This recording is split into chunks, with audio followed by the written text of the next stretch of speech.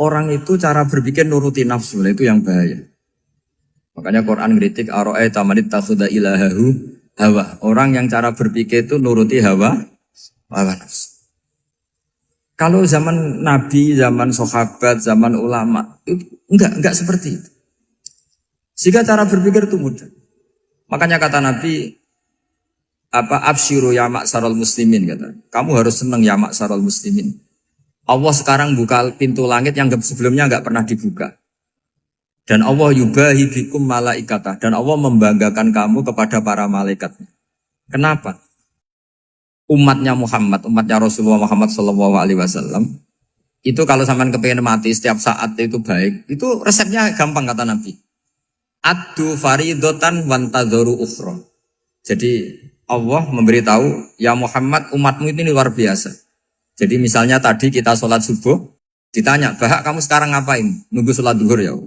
Setelah sholat duhur ditanya lagi nunggu apa asar. Sehingga faman kanat hijratuhu ila wa rasulih fa hijratuhu ila wahi. Jadi kalau ya sudah ini tak ijazahkan. Kalau setelah sholat subuh nunggu apa? Duhur. Setelah duhur nunggu. Sehingga ketika kita mati itu statusnya penunggu sholat. Tapi kamu kan enggak miskin. Kenapa? Penunggu kaya. Ya itu enggak masuk surga itu. Penunggu kemapanan. Berarti kan menunggu sesuatu yang seleranya nafsu.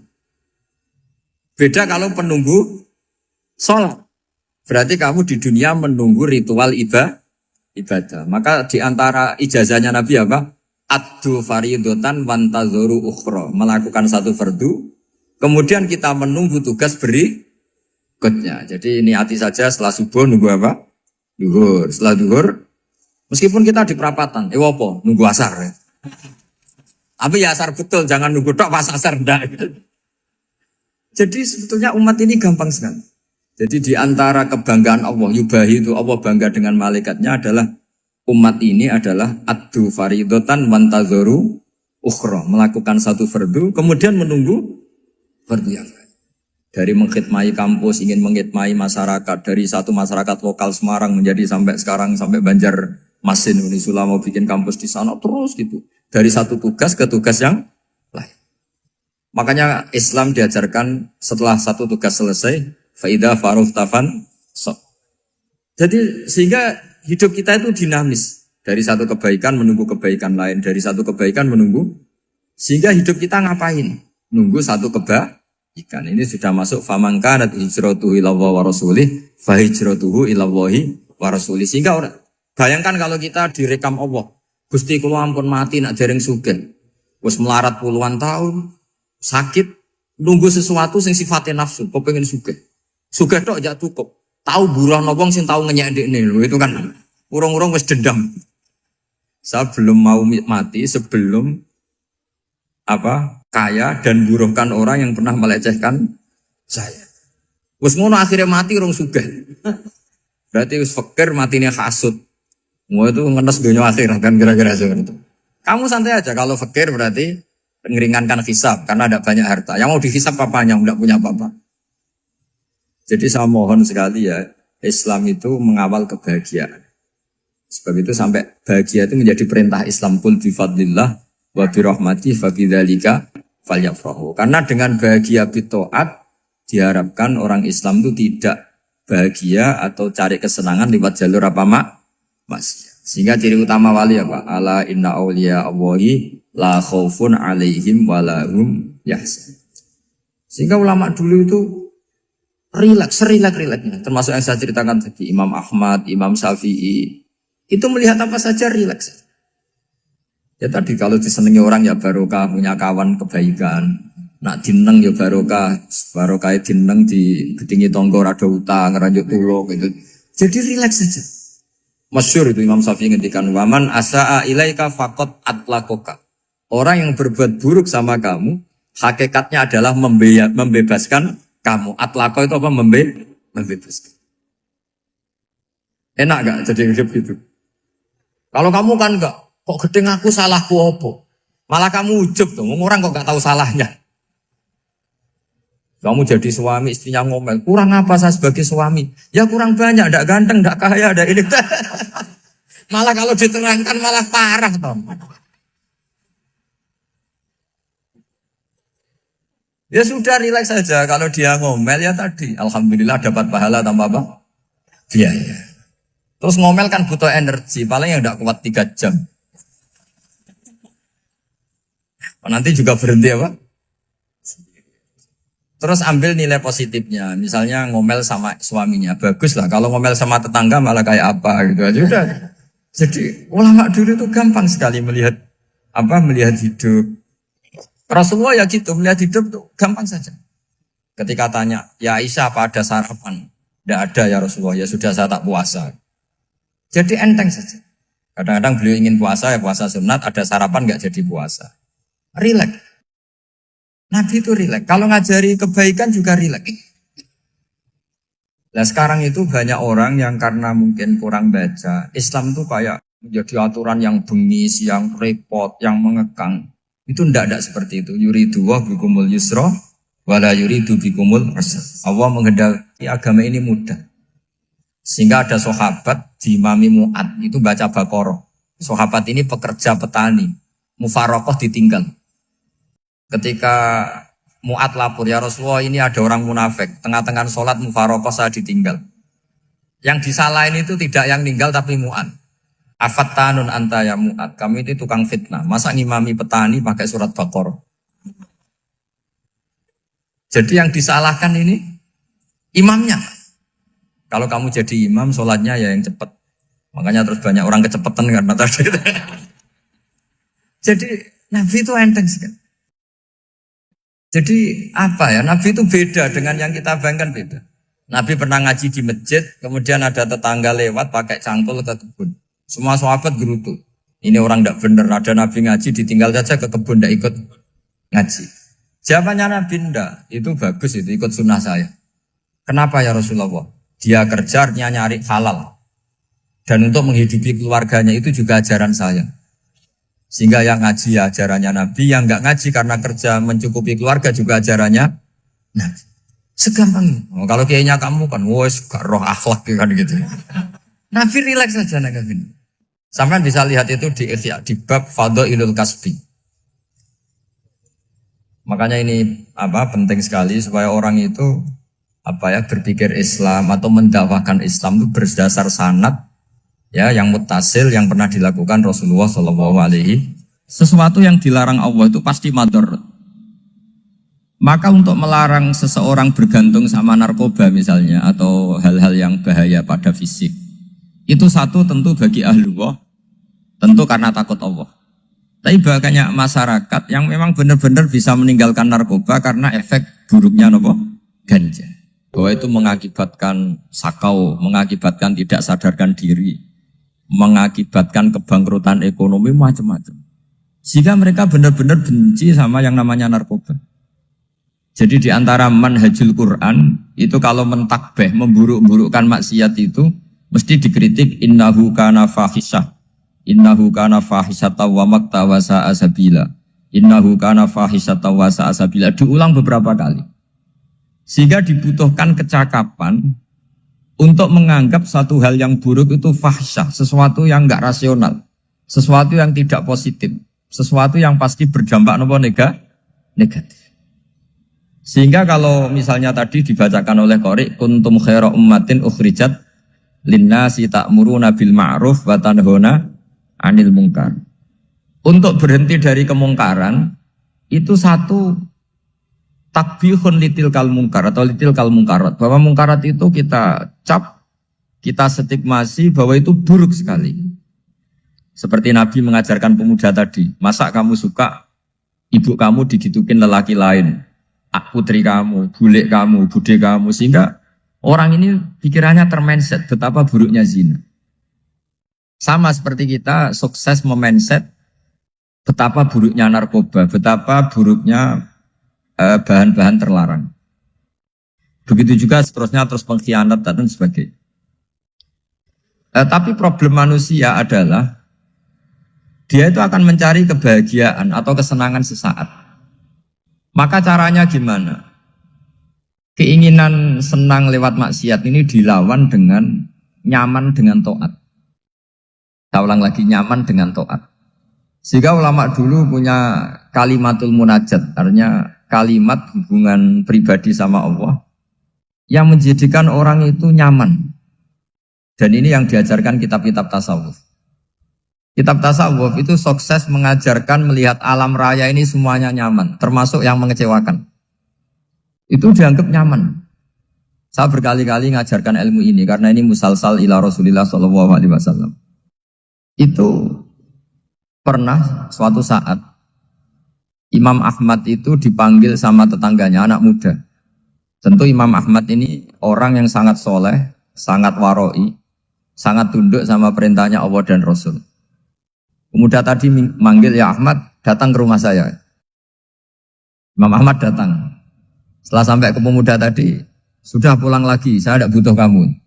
Pulang lagi. Setelah sampai rumah dipanggil lagi, ya Ahmad, datang lagi. Datang lagi.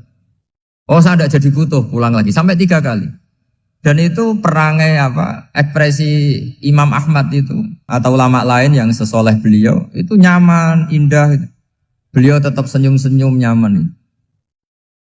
Beliau tidak tersinggung, tidak terprovokasi, tidak, ya pokoknya tidak tersinggung, kelihatan nyaman. Lama-lama pemuda ini terus tanya, ya Ahmad, kamu saya perlakukan seperti ini kok tidak tersinggung? Kamu senyum-senyum saja, happy-happy saja. Jawabnya Imam Ahmad itu unik. Wahai pemuda, saya kamu panggil itu senang sekali. Karena kata Nabi, kalau kamu iman dengan Allah dan Rasul, maka hormatilah tetangga. Jadi saya senang. Karena nuruti perintah Allah untuk menghormati tetangga. Jadi tidak ada urusannya dengan kamu. Kagetnya kayak apa? Jadi dipanggil tetangga ya senang karena melakukan perintahnya Allah dan Rasul, yaitu ikramul jar, fal yukrim jaroh. Disuruh pulang, kamu ingin saya pulang, ya saya pulang. Disuruh datang, ya saya datang. Jadi saya tidak tersinggung, saya tidak ada urusan dengan kamu. Urusan saya dengan Allah Subhanahu wa Ta'ala. Itu kalau bapak-bapak istrinya ngomel terus sabar itu ya bagus. Saya tidak punya urusan. Kalau kamu terprovokasi oleh istri, berarti kamu didikte oleh makhluk. Masa seorang rektor didikte makhluk? Kan tidak keren. Apalagi seorang Habib didikte makhluk, kan gak keren. Yang bisa mendikte kita hanya Allah Subhanahu wa Ta'ala. Dan Allah mendikte kita, mengajarkan kita wa ashiruhunna bil ma'ruf fa in karihtunna fa asa an takrahu shay'a wa yaj'alallahu fi khairan katsira. Jadi cara melihat istri kita bawel gitu atau cerewet, alhamdulillah ini ada pahala tanpa modal, cukup sabar. Kalau istri kamu sedang mesra, malah mintanya ke mall, malah biayanya tinggi. Murah mana dapat pahala dimarahin sama saat mesra minta ke mall? Milih yang pertama kan? Nah ya itu tidak usah modal. Ya gitu aja. Jadi kalau istri sedang marah, bawel, anggap saja ini rezeki. Dapat pahala tanpa apa? Biaya. Nah, kalau pas rukun malah nantang ke mall, biayanya malah tinggi. Jadi ulama dulu itu melihat dunia itu happy. Pernah Imam Syafi'i dikasih tahu, orang yang tadi nyium tangan kamu ya, itu di rumah menghujat Anda. Jadi dia sopan hanya di depan Anda, kalau di luar menghujat Anda. Jawabnya Imam Syafi'i lucu. Ya baguslah. Yang cerita ini kaget. Kenapa bagus ya Aba Abdillah? Kalau manggil Imam Syafi'i ya Aba Abdillah. Ya berarti saya masih wibawa, di depan saya tidak berani katanya. Jadi dipandang enteng saja. Jadi kalau kamu, di depan kamu, istri kamu tidak berani belanja, tidak ada kamu belanja banyak. Anggap saja Anda wibawa. Jadi enteng saja. Pernah Imam Syafi'i dikasih tahu, separuh dari kampung Anda itu gak suka kamu. Ya bagus lah, kenapa? Oh nak rukun malah bakal utang katanya gitu. Kira-kira yang utang itu yang rukun apa yang neng-nengan? Yang rukun. Jadi enteng saja. Masyhur itu makalahnya Imam Syafi'i. Waman asa'a ilaika faqad atlaqaka. Orang yang berbuat buruk sama kamu berarti membebaskan kamu. Kalau saya sedang nenengan sama Habib Hasan Toha Putra, beliau naik Alphard gak nawarin saya sah karena baru nenengan.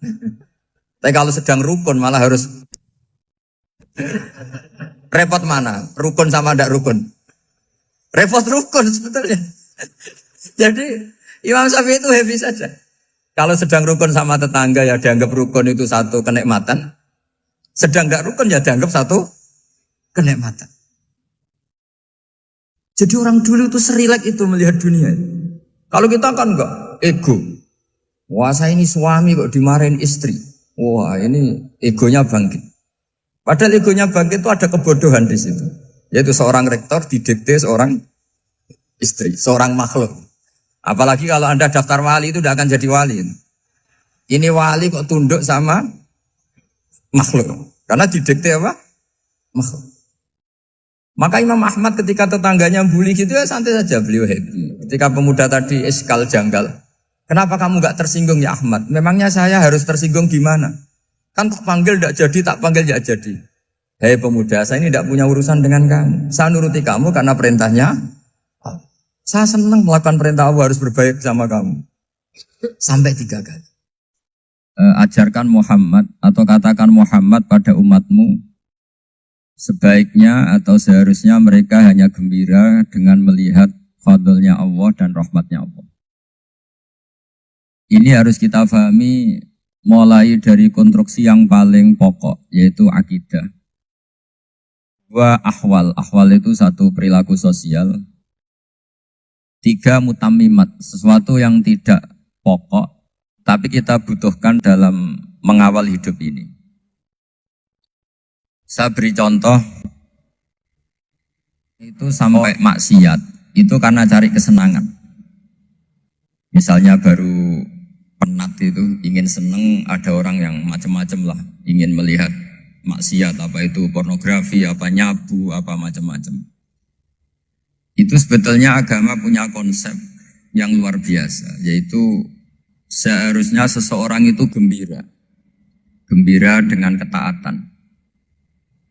Lalu pertanyaannya caranya gembira gimana? Gembira itu mudah. Jadi misalnya kamu sujud sama Allah Subhanahu wa taala. Terus cara berpikir begini. Ini sekaligus ijazah. Cara berpikir begini. Ya Allah, ini kata Sayyidina Ali, kafani izzan an aku nalaka abdan wa kafani fakhron an takuna li robban. Ya Allah, betapa sialnya saya andaikan saya jadi budak dari makhluk yang sama. Misalnya sampean itu seorang kiai atau rektor atau doktor atau orang terpelajar, kemudian kamu jadi budak atau hamba dari makhluk yang setara. Betapa hinanya saya. Maka kata Sayyidina Ali, ya Allah saya ini cukup bahagia, cukup bangga.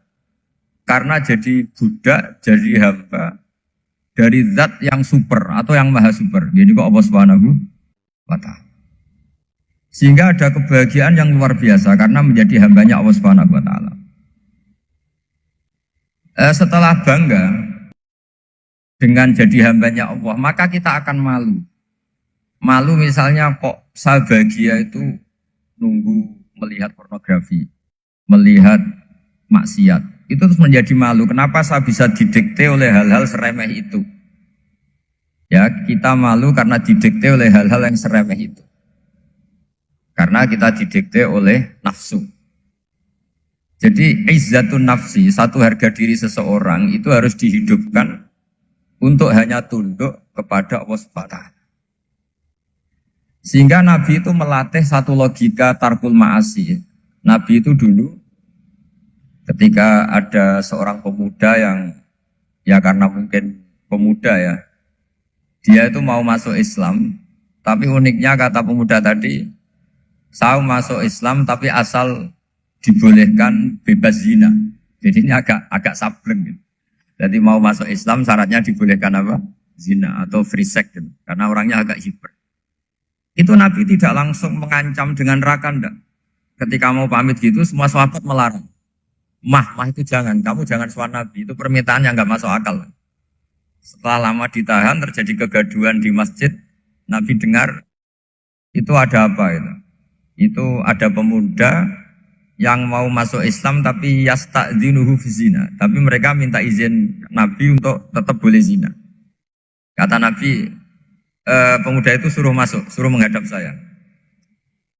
Ketika menghadap Nabi, saya ulang lagi ketika menghadap Nabi, Nabi mengajarinya itu luar biasa. Nabi tidak langsung mengancam dengan neraka atau dengan azab tunda. Tapi kata Nabi, Atau hibbuhu li ummik. Kamu suka kalau ibu kamu tuh jadi demenannya orang banyak. Oh enggak ya Nabi, yang demen ibu saya tak bacok kan. Karena ini ya agak preman, di mana-mana orang nakal agak preman. Terus atau hibbuhu li bintik. Kamu suka kalau putri kamu ya digitukan orang-orang. Oh ya enggak Nabi, yang gitukan putri saya tak bacok. Atau hibbuhu li kholatik. Kamu suka kalau bule kamu digitukan. Atau hibbuhu li ammatik. Kamu suka kalau saudara bapak kamu digitukan. Nabi itu mengeset ya. Cara sekarang itu otak mungkin. Nabi itu meluruskan otaknya anak muda itu. Betapa buruknya zina. Cara bahasa Arab ditakbih. Betapa buruknya zina. Kamu suka kalau korbannya ibu kamu, putri kamu, bude kamu, bule kamu. Sehingga orang itu matur ya hasbuka ya Rasulullah, ini sudah cukup. Saya tidak pernah melihat sesuatu seburuk zina. Jadi fa'alqallahu fi qalbihi bughdha zina. Kemudian Allah meletakkan di hatinya, menanamkan benci zina. Sehingga akhirnya pemuda tadi menjadi iffah, menjadi menghindari zina. Artinya begini ya, ini mungkin yang lolos dari para kita sebagai dai, kita tidak belajar banyak tarbiyahnya Rasulullah Shallallahu Alaihi Wasallam. Jadi kalau kita benci maksiat, itu jangan hanya ditakhzir, ditakutkan neraka itu enggak. Jangan hanya itu. Tapi di logika. Jadi kalau kita menghindari maksiat, itu selain karena takut azab, itu ada logika. Ada rangkaian pikiran yang menjadikan kita anti satu perbuatan apa maksiat. Jadi misalnya gini ya, kira-kira ginilah kalau contoh gampang itu. Ada orang gitu ya, nyanyi dengan pakaian yang mungkin pornografi gitu. Mungkin pemuda-pemuda ingin melihat itu, tapi bisa diobati gini. Kok enak dekne mergawe kok tak bayar ya, aku kehilangan duit. Meskipun dengan logika yang agak serampangan, yang penting menjadi kita ini punya harga diri untuk tidak tergantung hal-hal seperti itu. Sehingga Nabi itu cara menggambarkan tadi mulai atuhibbuhu li umma, kalau ibu kamu jadi demenannya orang lain. Pemuda tadi bilang yang demen ibu saya mau saya bunuh. Ditambah lagi atuhibbuhu li bintik. Bagaimana kalau korbannya putri kamu, bule kamu, bude kamu. Sehingga terus si pemuda tadi betapa buruknya zina.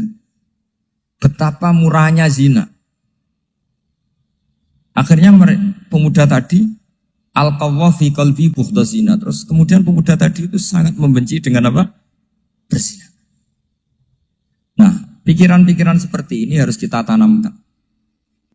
Harus kita tanamkan supaya orang itu benci melakukan maksiat. Karena satu memang takut sukhtuwah, takut dibendu Allah atau dibenci Allah. Dua, memang logika kita mengarahkan tidak maksiat. Saya beri contoh ya, betapa pentingnya mindset ya, cara berpikir. Orang itu menjadi kikir itu karena nganggap hidup itu lama dan uang itu penting. Kalau zaman Nabi itu sederhana kalau melihat hidup. Pernah suatu saat Nabi itu punya jatah makan. Karena Nabi itu hidupnya juga pas-pasan. Jadi Nabi itu unik. Beliau di satu sisi kaya raya, bisa ngurmat Abu Hurairah, Ammar, Suhaib. Ashabu Sufa itu dirawat Nabi semua. Itu kan kaya, bisa ngerawat sekian orang. Tapi di sisi yang lain untuk pribadinya beliau miskin. Kadang nggak bisa makan hari itu. Tapi di saat yang sama bisa merawat Ahlus Sufa. Jadi keliru kalau orang hanya cerita Nabi itu miskin, untuk makan dirinya aja susah. Itu keliru. Kelirunya kalau tidak diteruskan, tapi Nabi mampu menghidupi Ahlus Sufa. Singkat cerita, jatah makannya Nabi itu dikasihkan orang ketika Nabi tanya, ya Aisyah, makanan jatah saya di mana? Oh ya Rasulullah, tadi ada orang minta tak kasihkan, maka makanan itu habis. Apa kata Nabi? Kamu salah Aisyah. Yang kamu kasihkan itu justru yang masih. Ya, yang kamu kasihkan itu justru yang masih. Sehingga Nabi menganggap, makanya Nabi terus ngendikan, ya kalau mukhatabnya lelaki ya kira-kira begini. Wahallaka min malika illa ma akalta fa'afnaita walabista fa'ablaita. Terus hanya watasaddaqta fa'abqaita kata Nabi. Harta kamu ya kamu makan kemudian ke WC jadi kotoran atau punya pakaian mewah nanti rusak. Watasaddaqta fa'abqaita. Ada yang kamu sedekahkan yaitu yang abadi sampai akhir. Sehingga banyak pengusaha yang mencintai saya setelah tak ajari hadis itu. Misalnya punya uang 1 miliar karena dia spekulan atau pedagang rawan bangkrut, disedekahkan ke masjid 50 juta, yaitu yang abadi. Jadi kalau suatu saat bangkrut, dia masih punya uang 50 juta di akhirat. Jadi Nabi itu mengajari sedekah itu apa? Ya sedekah itu pengabadian uang. Kalau kita kan enggak, bilang sedekah itu nguras uang. Itu pikirannya setan, dan pikirannya orang Islam. Itu cara berpikir setan, bukan cara berpikir umat apa? Sehingga Sayyid Ali Zainal Abidin itu kalau ada orang minta, kemudian beliau ngasih, itu beliau bilang gini, marhaban biman hamala zati ilal akhirah. Matur nuwun nggih jenengan sembeto sangu kula nate. Jadi dianggap teller saja. Orang yang minta uang beliau itu dianggap tukang nyatet bank ini. Karena sudah ditabungkan. Ya sudah. Kalau kita kan enggak, wah pengemis tuh ganggu gini-gini. Kecuali pengemis profesi ya mungkin kita agak-agak enak. Pada zaman akhir itu ada pengemis apa? Profesi. Jadi repot. Terus tak beri contoh lagi kebahagiaan ketika kita milih Islam moderat. Islam kita diajarkan guru-guru kita, utamanya oleh guru kita Mbah Maimun. Saya juga sering ketemu beberapa ulama dunia, termasuk Habib Umar. Saya juga ikut sowan ke sini pas beliau sama Habib ini Hasan Toha Putra di sini sama orang-orang moderat. Itu cara berpikir juga luar biasa indah. Beliau pernah cerita ya, beberapa ulama lah, banyak yang cerita itu. Saya pernah diceritani seorang alim ketika ada orang ekstremis itu mau ngebom di tempat maksiat. Kebetulan yang maksiat itu kebanyakan ya orang Islam. Karena di negara yang mayoritas Islam. Ditanya sama Syekh Sa'rawi. Syekh Sa'rawi itu mufassir top di mana? Mesir. Ini mau tak habisin karena mereka orang Islam kok maksiat terus. Terus ditanya sama Imam Sa'rawi. Laumatu ala khini ma'asihim aina masiruhum. Kalau mereka mati dalam keadaan maksiat, mereka kemana? Ya ilanar, mereka pasti masuk neraka. Terus ditanya sama Imam Sa'rawi. Wahal masiruhum ilanar muradun nabi amla. Punya umat maksiat kemudian mati masuk neraka. Itu yang diinginkan Nabi apa enggak? Ya tidak aja. Ya sudah, enggak usah dibom, ditunggu tobatnya kata.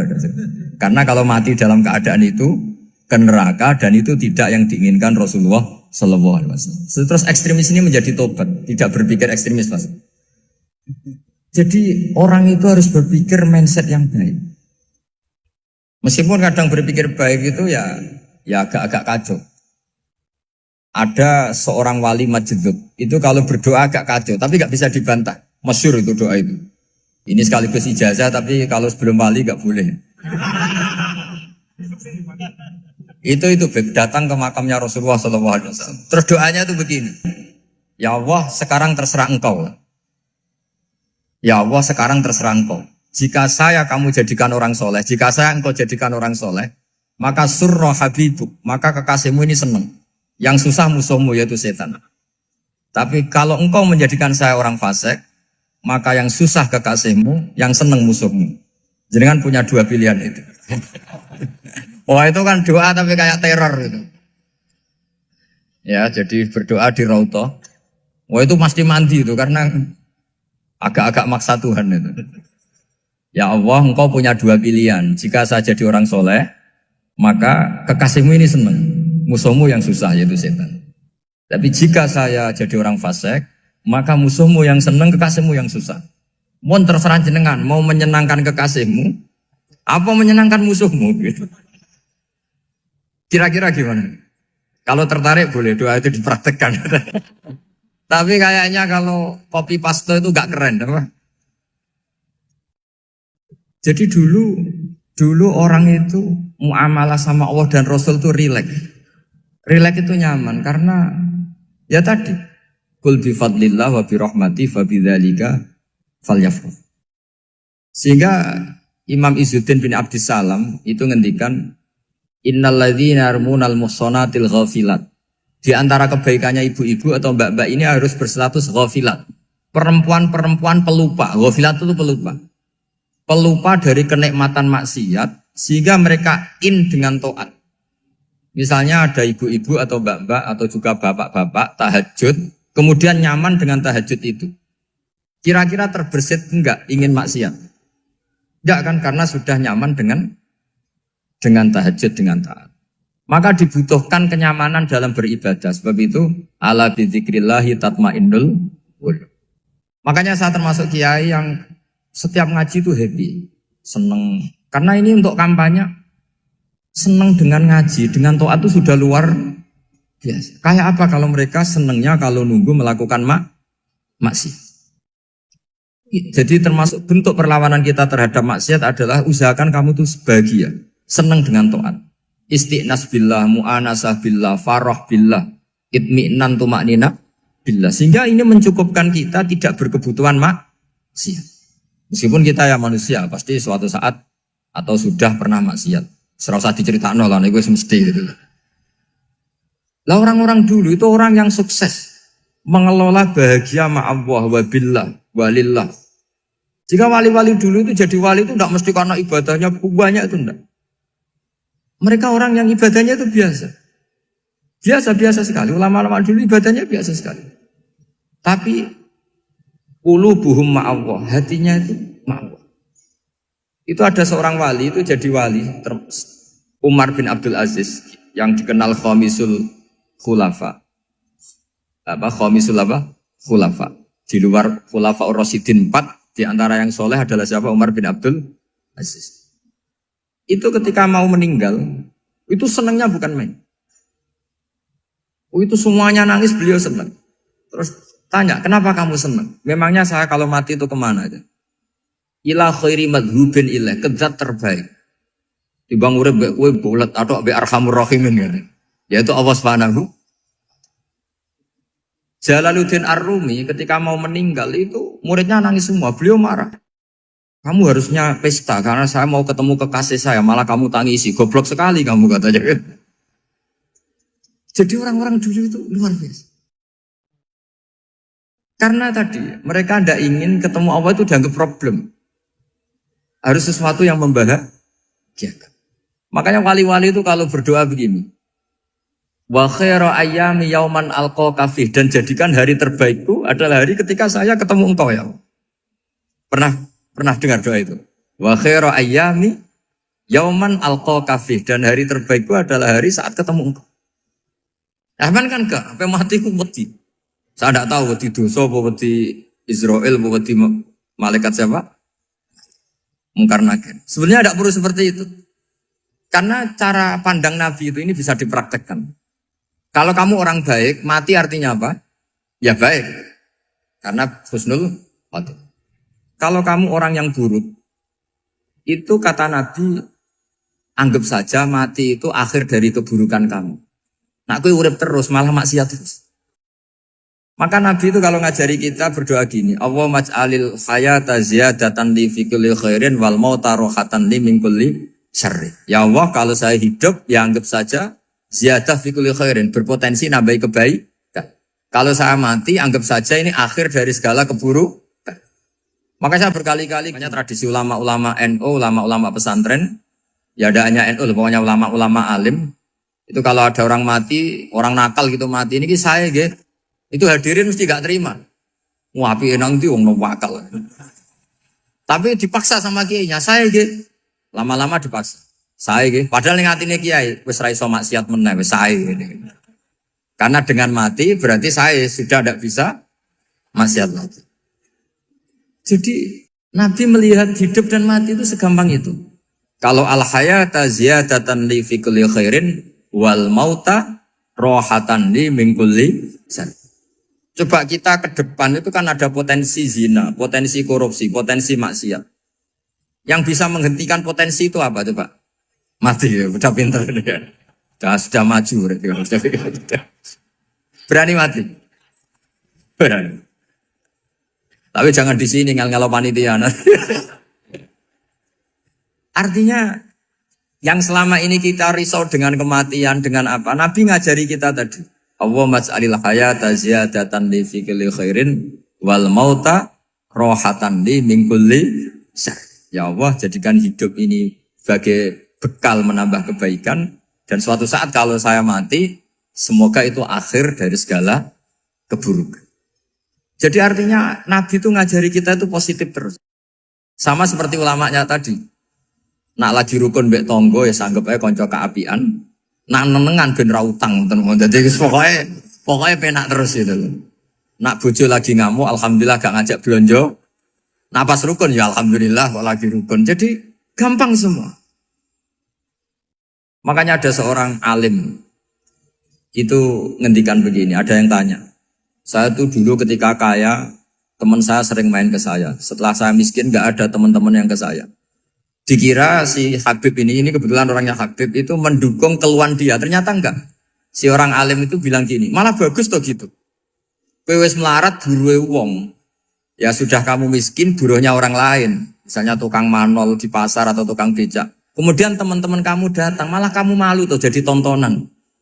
Bagus kalau mereka lupa, pas kamu miskin enggak ada yang lihat katanya. Jadi apa ya, dianggap enteng saja gitu. Akhirnya orang ini gak jadi ngeluh. Selama ini kan kita ngeluh ya, ketika miskin teman-teman gak datang. Coba kalau mereka datang pas kamu buruh bikin botol di orang lain. Mantan bos buruh, malu gak? Milih datang kepada? Nggak lah, sudah bener itu. Jadi ulama dulu itu, makanya sering baca biar tahu solusi hidup. Jadi ulama dulu itu gampang sekali melihat kehidupan itu. Gampang sekali, indah, gampang. Kebahagiaan ini pula yang harus kita latih dalam melakukan ketaatan.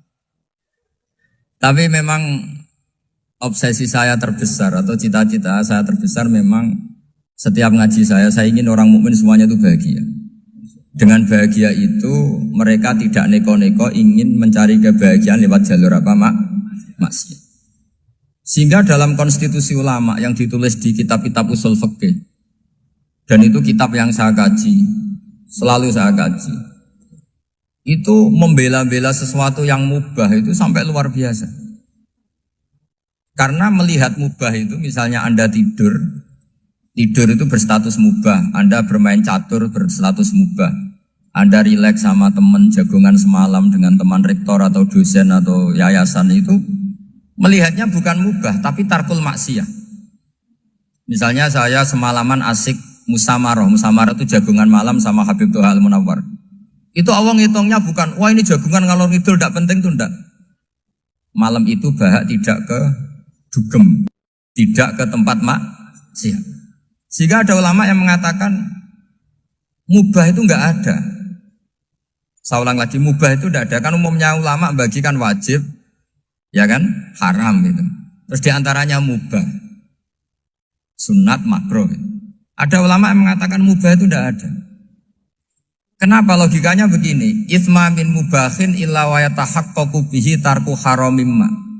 Karena tidak ada mubah yang Anda lakukan kecuali saat itu pasti ditinggalkannya sebuah keharaman.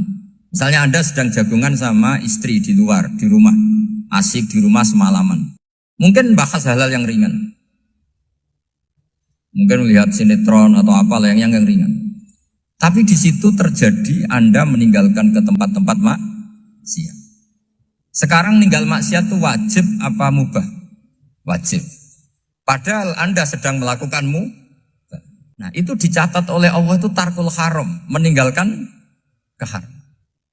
Jika masyhur dalam cerita wali-wali itu, Abu Yazid yang seperti itu ibadahnya pernah tanya, ya Allah lalu yang makomnya orang seperti saya siapa?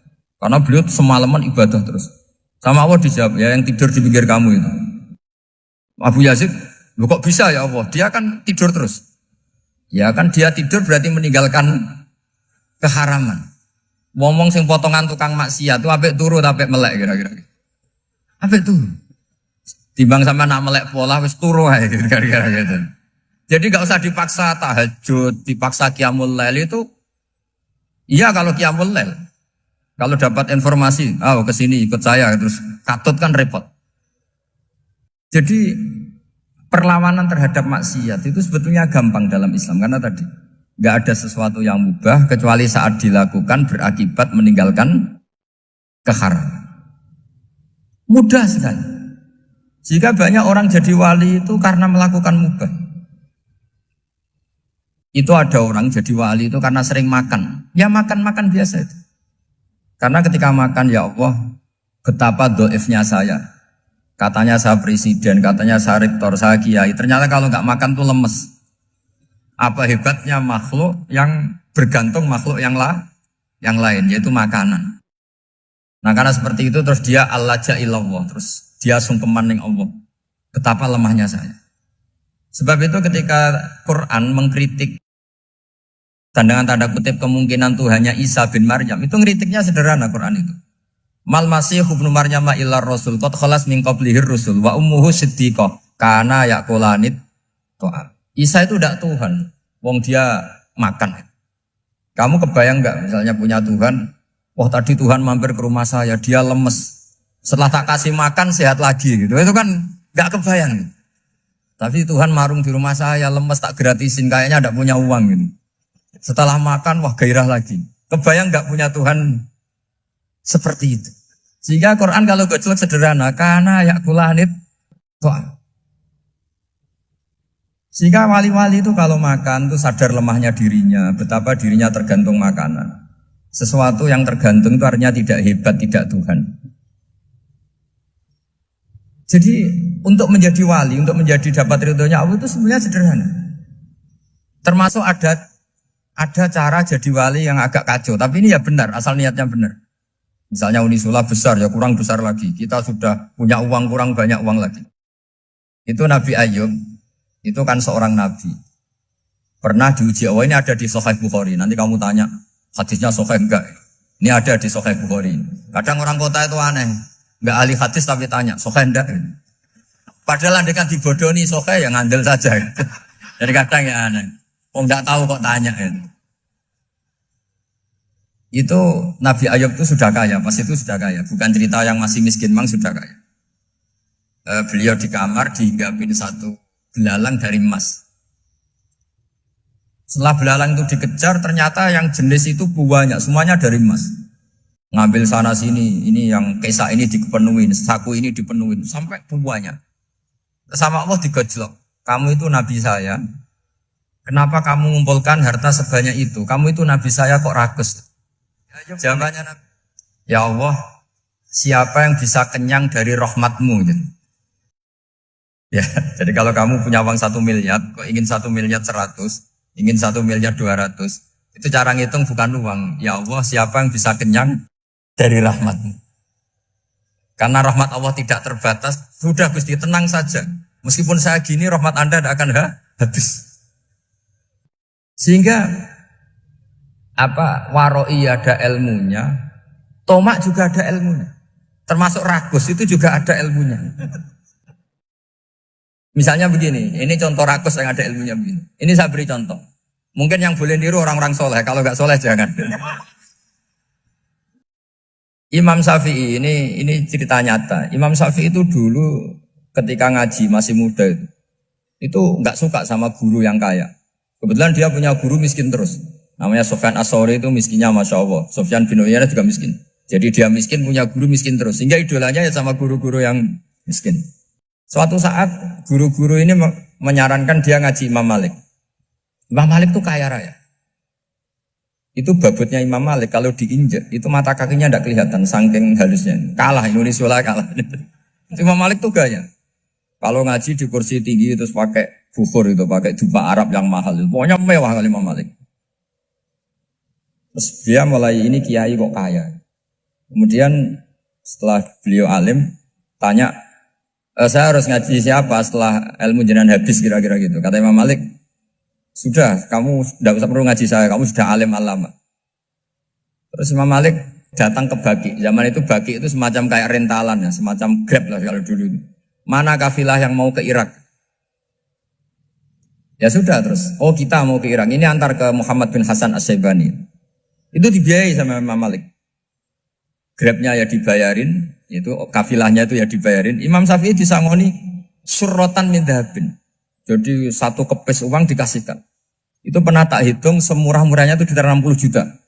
Imam Syafi'i mulai mikir, kiai yang saya kritik lomo, sing kiai miskin tak puji, gak pernah ngamal kan, tentu orang miskin. Setelah datang ke Muhammad bin Hasan As-Syaibani, beliau itu pakar usul fikih, muridnya Abu Hanifah. Beliau al-usuli, pakar usul fikih. Itu Muhammad bin Hasan As-Syaibani itu kalau ngitung emas, itu di ruang tamu. Uangnya miliaran, emasnya banyak. Dari kota ini dipindah ke kota ini. Mas, kalau ngitung di ruang tamu. Bukan di kamar, di ruang tamu. Imam Syafi'i tambah kaget. Imam Malik kayak gitu sudah saso, Al-Malik ini kaya raya. Setelah Imam Syafi'i kelihatan kaget, digojlok sama Muhammad bin Hasan Asy'ibani karena beliau senior. Ata'jabu min hadza, kamu aneh melihat ini? Iya. Kenapa? Ulama kok kaya raya.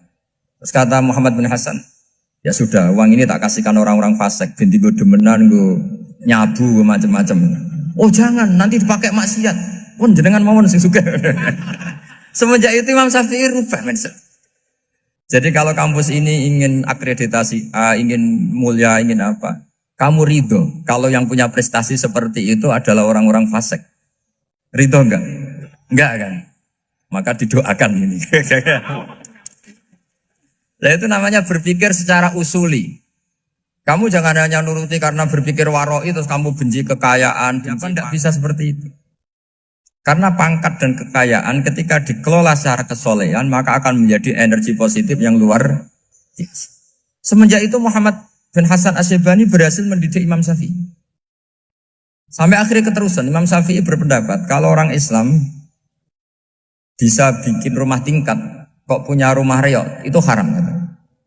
Akhirnya keterusan. Kalau bisa jadi bupati kok jadi ketua RT juga haram. Karena al-Islam ya'lu wala yu'la alaih. Islam itu luhur bukan bisa diluhurin. Sehingga rata-rata orang Syafi'iyah termasuk kiai-kiai Indonesia itu rata-rata ya agak-agak politikus. Ya agak-agak kedonyan, mungkin sebagian kedonyan tenan gitu. Karena gak ridho gitu loh. Kalau kesempatan itu dikuasai orang fasik kemudian menjadi kekuatan maksi. Coba kalau bupati itu orang yang fasik. Kemudian programnya supaya rakyat seneng semalaman dangdutan yang purno misalnya. Supaya rakyat seneng dibolehkan dugem, dibolehkan judi. Tapi kalau yang jabat orang soleh kan ada beberapa perda yang menolak penyakit apa? Masyarakat. Jadi kamu jangan melihat bahwa kepangkatan ini hanya sebagai alat korupsi, alat otoriter, enggak. Asal kena orang soleh, maka ini menjadi energi kesolehan atau energi positif. Sebab itu ketika Allah muji para nabi yang soleh, diantaranya disifati apa? Faqad ataina ala Ibrahim al-kitab wal hikmata, terusannya wa atainahum mulkan azim. Dan Nabi Ibrahim dan keluarganya tak kasih kerajaan yang besar. Nah sekarang masih banyak orang yang cara pandang ngapain bikin unisula yang megah, ngapain berambisi punya akreditasi A dan sebagainya. Menyoal seperti itu salah secara usul fikih. Karena secara usul fikih kesempatan yang baik tentu harus diperjuangkan oleh orang-orang yang soleh. Karena ini supaya jadi otoritas yang positif. Itu dulu ada latihannya. Jadi orang dulu itu gampang sekali ketika milih miskin ditanya, kenapa miskin? Saya ingin hisab saya ringan. Tapi ketika mereka kaya, yang soleh, supaya harta ini tidak dipakai orang yang nanti dipakai maksiat. Kita misalnya orang soleh mau pangkat, karena kita ada ridho, kepangkatan itu dipegang orang maksiat, kemudian menjadi energi maksiat. Begitu juga seterusnya. Maka ulama dulu itu rileks. Sampai Senawawi Al-Bantani itu nanti bisa dicek di tafsir. Qul hal yastawil ladzina ya'lamuna wal ladzina la ya'lamun. Beliau muji-muji ulama. Kemudian ada seorang yang agak hasut mungkin. Tanya begini. Hebatnya ulama itu begini-begini. Terus ditanya, tapi kenapa kita sering melihat ulama ngantri proposal di rumahnya bupati kan? Sementara bupati nggak pernah datang ke ulama ngaji ihya. Jawabannya Imam Senawawi itu unik. Ya karena ulama itu tahu gunanya uang, sehingga nyari uang untuk pondok, untuk masjid. Sementara bupatinya tidak tahu gunanya ilmu, maka tidak pernah ngaji. Jadi ya ringan saja.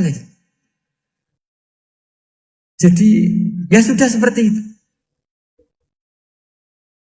Jadi kalau ada ulama kedonyan, anggap saja karena tahu gunanya uang. Jadi kenapa ulama ngantri di kabupaten, bukan bupati ngantri di ulama? Jawabannya, karena ulama tahu gunanya uang. Sementara bupatinya nggak tahu gunanya ilmu. Kira-kira gitu lah. Ada ustadz tidak ganteng, kesensem rondo cantik, karena tahu gunanya ustadz itu. Artinya tahu gunanya kalau saya nikah nanti punya anak jadi gus, karena kan dia kiai gitu. Tapi rondone raro gunanya dia karena miskin gitu. Jadi ulama dulu itu rileks. Rileks menafsirkan apa saja itu rileks, termasuk saat terpojok. Itu rileks. Karena semuanya dianalisis pakai ilmu. Sehingga ciri utama wali itu apa? Ala inna awliya Allahi la khaufun alaihim walahum yahzanun. Enggak ada rasa takut, enggak ada rasa gampang. Karena melihat sesuatu itu gampang saja. Saya ulang lagi, melihat sesuatu itu gampang saja, ringan. Semoga barokah. Assalamualaikum warahmatullahi wabarakatuh.